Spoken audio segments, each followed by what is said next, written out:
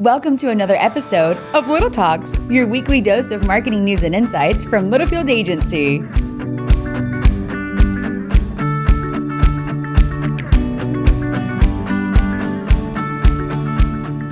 Welcome back to another edition of Little Talks with Littlefield Agency. I'm Sam Littlefield, and with me is Roop. There he is, baby. Man, last week of October. This has been a long month. What? I feel month like it has flown. No, I feel like it's been extra long. Claude, thoughts? I would say it's been pretty long. Really? Yeah. Why? We're not done yet. We still have a few more days. Yeah.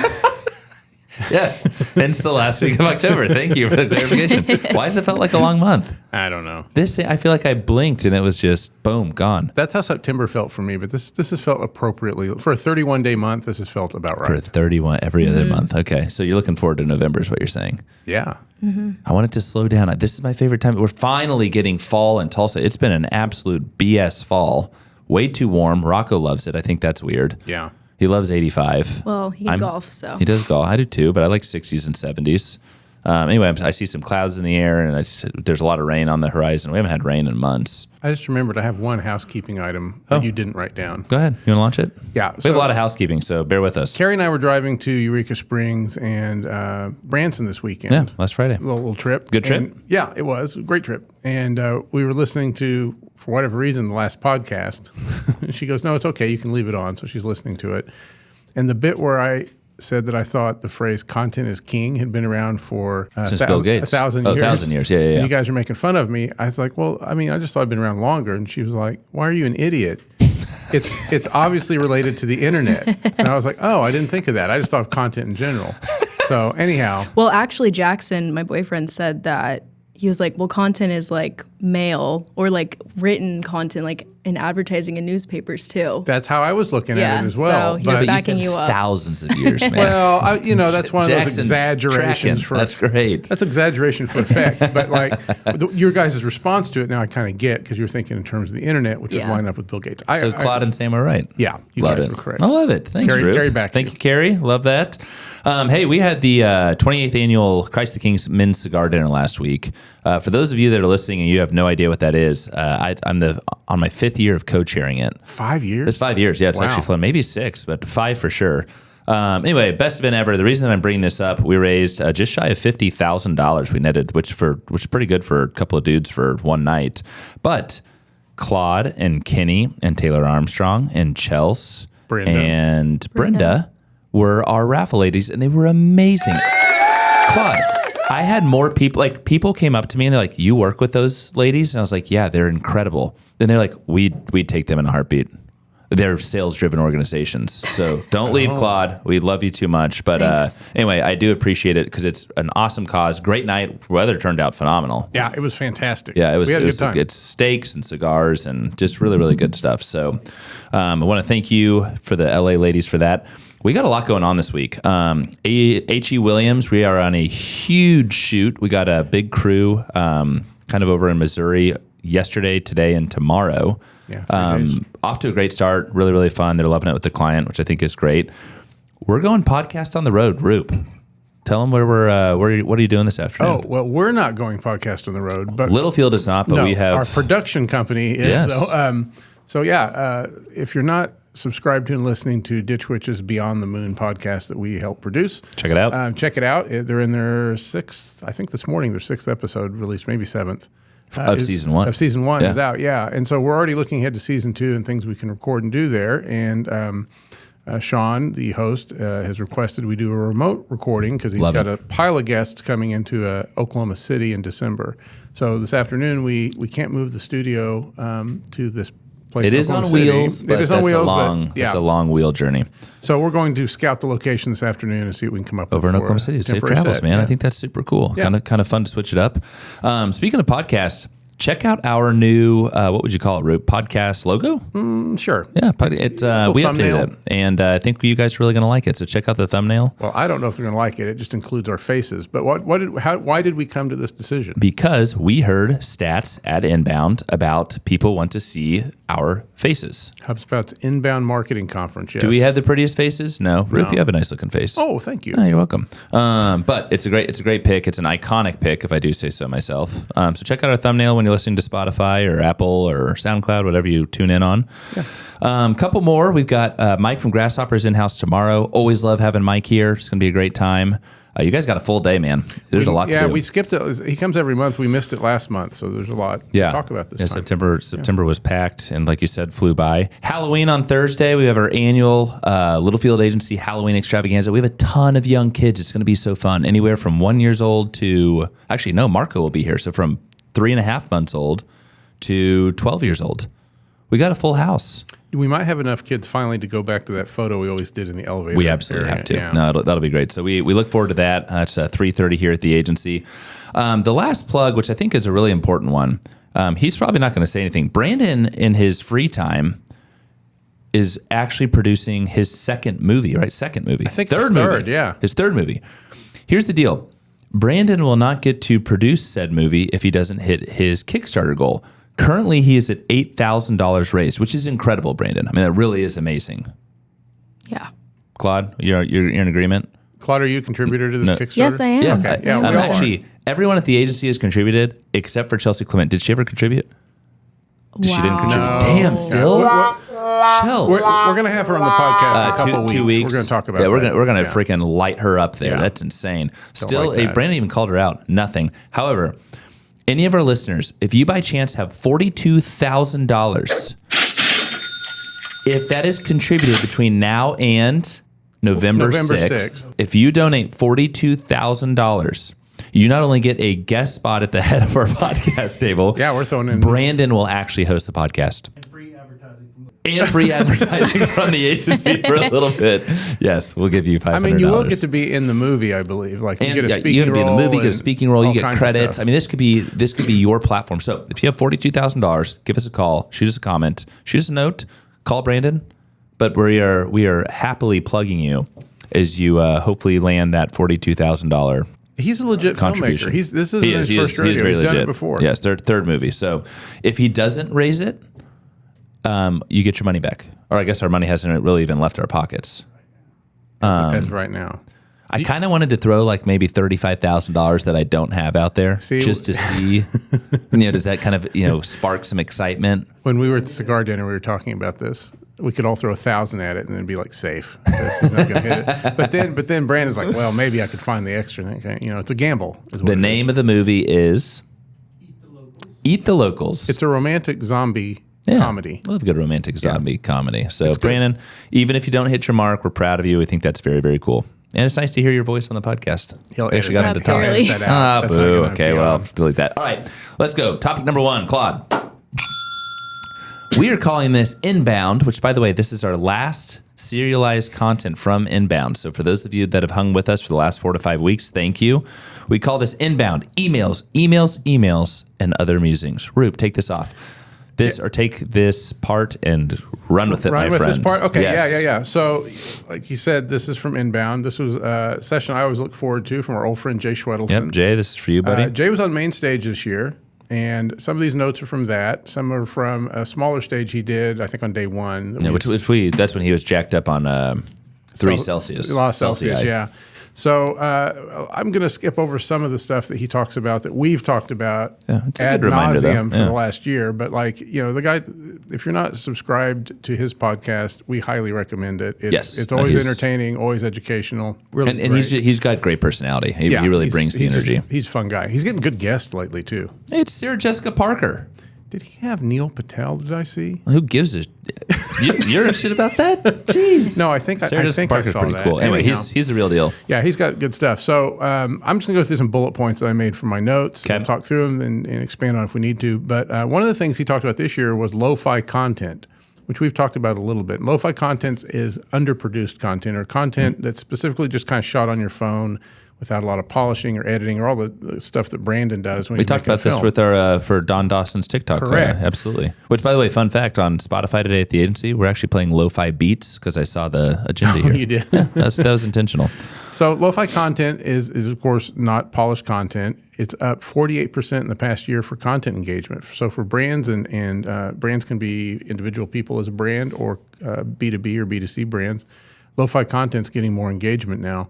72% more likes and comments on LinkedIn and 64% more comments and likes on Instagram. I have a theory on why this is true, by the way. Let me hear your theory. I think we've gone through so much time with influencers who generally produce lo-fi content. Yeah. They're just kind of talking into the camera. They're doing their bits. They're on their own. They're on their own. They're producing their own stuff, and it's generally lo-fi, which helps it stand out from brands. That's why they were kind of, in some ways, doing well. I think brands now have looked at it and said, well, we've got the ability to do that. This. It's easier, right? And so they've kind of switched and are doing that lo-fi, and they're getting a little bit more engagement out of it. That's my theory. Well, I think it's a good theory.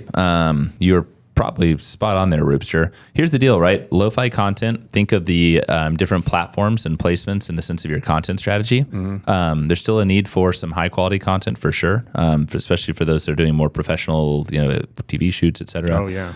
But we love this, and I see this on LinkedIn. I see a lot of people do this really, really well. I think you're even going to experiment with this. We tried it this week. Yes. So a couple of days ago before this episode released, I tried and look, just like the podcast has evolved over time, I'm sure my lo-fi content will evolve over time. But I think you've got the using great lo-fi personality content for to it. do a little preview for the upcoming podcast on LinkedIn. And here's the thing, right? So lo-fi content, you're promoting this on behalf of your brand. That's fantastic. You might have certain thought leaders within your brand, right? And that leads us to our next point of emails from a person.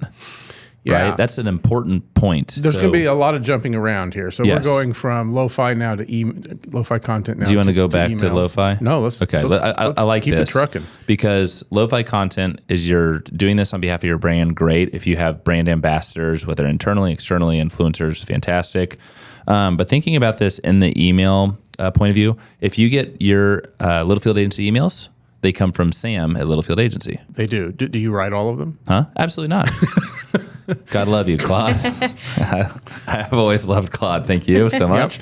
But they come from a person. They don't come from no reply at littlefieldAgency.com or fun stuff. And ours used to come from, I think. They used to come from, I think, hello at littlefieldAgency.com. a generic email. Yeah. So one of Jay's kind of alarm bells he sounded months ago, even before Inbound, if anyone was paying attention to him, and I do, was that the new Apple iOS 18 was going to have a massive impact on email marketing. And some of the things that we already knew is that it's kind of ruining analytics. The signals that Apple will send back to places like HubSpot or MailChimp or Constant Contact are not great, and they kind of muddle things up. They'll say everything you sent to an Apple email account was opened, which isn't always true, right? So you just kind of get bad metrics. You do that. But something that was coming new with iOS 18 was tabbed inboxes, and those inboxes are there's 4 tabs that are coming. If you have Gmail, you have this. You kind of do. It's a little bit different in how Apple treats it and how they qualify things, but their 4 tabs are primary, transactions, updates, and promotions. So if you're sending things as a brand without a personal name on there, that's going to show up in the promotions tab, which is no bueno. Dude, I just go select all. Delete, right. Unless I'm looking for a deal. Right. Unless you look for a deal. Transactions will be things like receipts if you're purchasing airline tickets, stuff like that. Updates are a place you might show up if you've got a pretty good newsletter and it's coming from a person. But primary is the goal because that's where, That's where I'm actually looking. That's where you're looking. So one of his tips on how to try and avoid that dreaded promotions tab is to make sure your emails are coming from a person, and it'll go to primary or updates, and the rest will go to promotions, which we don't like. He also said that personal newsletters or newsletters that come from a person, so that's kind of how we do yours, have a 48% higher open rate than brand newsletters. And it's because, you know the brand, but if you know the person, if you have some sort of connection, even if you've never met them before, I'm more likely to engage. It makes total sense. Yeah, because it does make sense. So, that's something we need to be considering as not just Apple's rolling out, but as you're looking to kind of increase your open rates, your engagement. Those are all things we want to pay attention to. And let's see, what else did he have on Read here? this bold, throw hate over the fence. It's interesting. Throw hat over the fence? Excuse me, throw a hat over the fence. Yeah, I wrote hate, but it's hat. So he told kind of 2 stories. One, he said, that nobody really has a clue and you always need to test for yourself. Find out for yourself. He said, even if I'm telling you something, go test it. Don't believe me. Go test this and see what you can do. And we do a lot of testing here with our email sends. But he's told a story about throwing a hat over the fence. I think I've told this to one of my kids and Carrie. I've mentioned this a few times. Lesson. So the thing was that this is a parable, I get, or parable.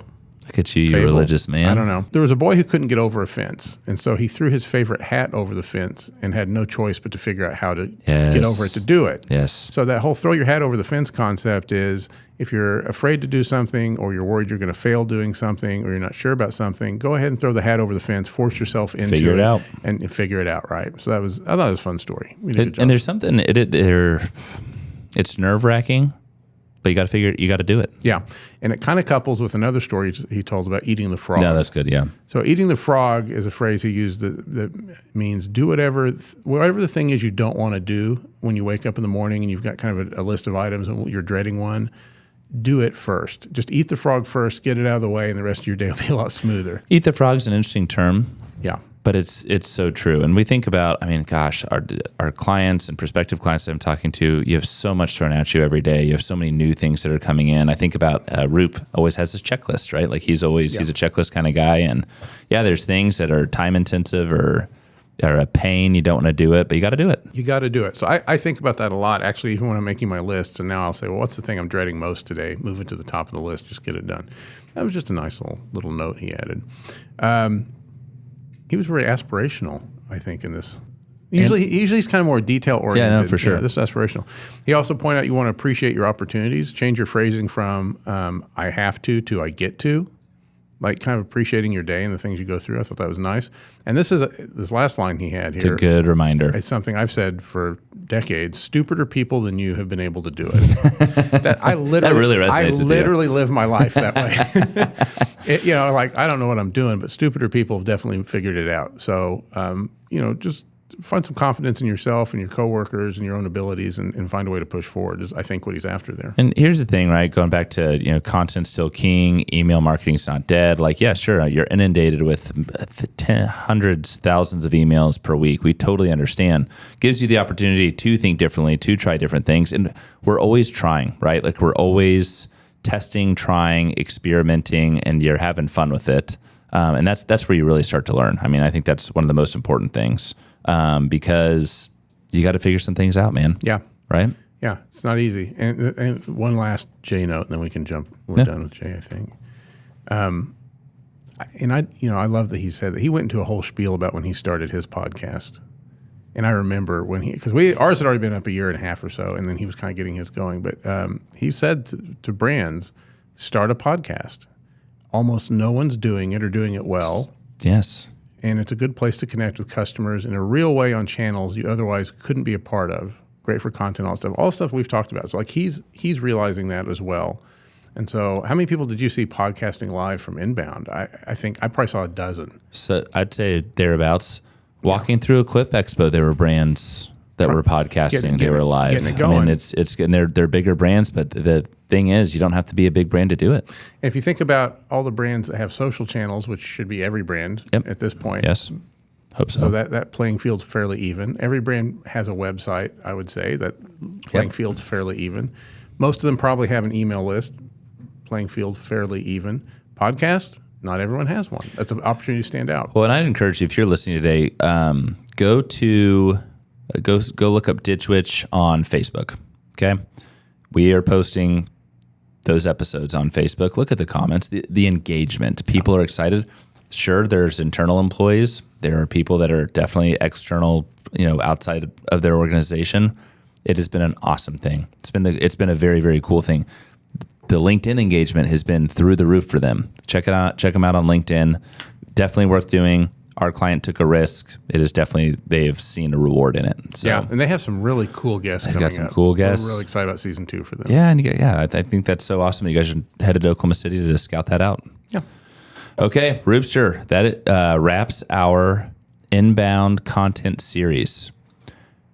I love it. As far as we know. As far as we know. Yeah, I'm sure we'll come back to it. Everyone, have a wonderful last week of October. Happy Halloween from the agency. Halloween, You're a big Halloween guy. I am. Are you wearing your usual Halloween costume this year? No, not this year. Is it because the kids are getting a little older? No. Oh, you told me that was coming. I'm usually Santa Claus, so I'll be honest. The reason that I'm not Santa Claus this year is I dress up as Santa for my kids right around the holidays, and Matthew is almost 4 years old. He's going to figure and he's it out. Getting smart. Yeah. And I don't want him to see my costume here and then 2 months later be like, Daddy? Yeah. he's just a smart kid. So I'm saving that so I can have some fun during the Christmas season. You'll see me. Maybe I dress up on the pod one day for the Santa. Oh, really? Yeah, it'd be fun. But you are dressing up or not dressing up? I'm not dressing up. It's gonna be in boring clothes. Okay. Wow. Claude, are you dressing up? Yeah. Let's go. Roop? Yeah, Sarah and I have a couple's costume we're doing. Yeah. I love it. I love it. I love it. Okay. Happy Halloween from the agency. We will see you all in November. That's crazy to say, but we'll see you then. Yep. Thank you. Adios. And that's a wrap. We hope you've enjoyed our little chat and found ways to grow your own marketing strategies. Remember to subscribe wherever you listen to podcasts and follow us on social media @Littlefield Agency.